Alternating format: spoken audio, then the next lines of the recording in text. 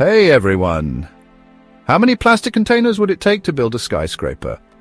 Could you imagine living in an apartment made from the same material as your toothbrush, phone case, or water bottle? It sounds absurd, but the truth is, much of our modern world depends on plastic. From construction materials to power cables, plastic is everywhere.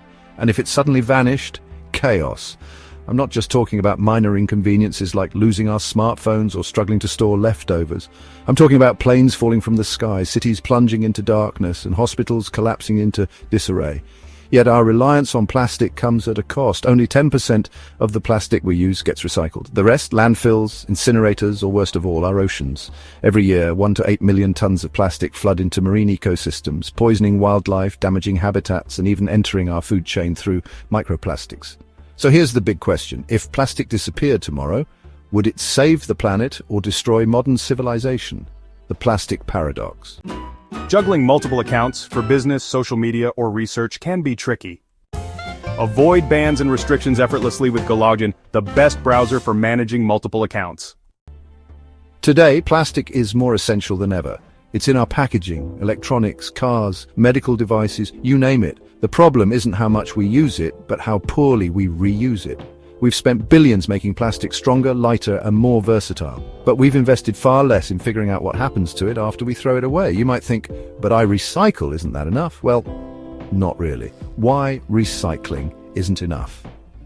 Not all plastics are created equal. Take a look inside your recycling bin. You'll find a water bottle, type 1, a PVC pipe, type 3, and maybe some styrofoam, type 6. Each has different chemical properties, making some far harder to recycle than others. Plastics are categorized by resin identification codes, those little numbers inside the recycling symbol. The lower the number, the easier it is to recycle. A type 1 water bottle? Simple. A type 6 styrofoam container? Much trickier. There are two main types of recycling.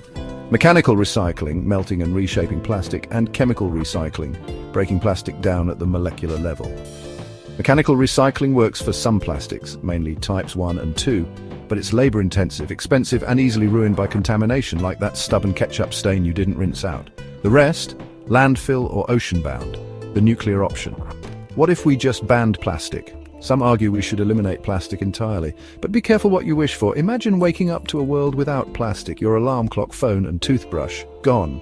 Your fridge stops working, food spills everywhere. The city goes dark, power lines fail without plastic insulation. Planes crash mid-flight, hospitals descend into chaos. Without plastic, society wouldn't just be inconvenienced, it would collapse. A smarter solution, reinventing recycling. What if we didn't have to choose between convenience and sustainability? Enter Aduro Clean Technologies, an Ontario-based company pioneering hydrochemolytic technology, HCT, a breakthrough in chemical recycling. Unlike traditional methods, HCT breaks plastic down at the molecular level, turning waste back into high-quality oils that can be reused for new plastic or even fuel. Why is this a game changer? Works with hard-to-recycle plastics, types 3, 7. Uses less energy than conventional recycling, creates a circular economy, reducing reliance on fossil fuels. After 12 years of R&D, Aduro is scaling up its tech with 8 patents and a pilot plant underway. This isn't sci-fi, it's happening now. The bottom line, plastic isn't the enemy, wasteful systems are. Instead of dreaming of a plastic-free world, or worse, dumping trash into volcanoes, yes, we tried that. We need smarter solutions like advanced recycling. Thanks for watching.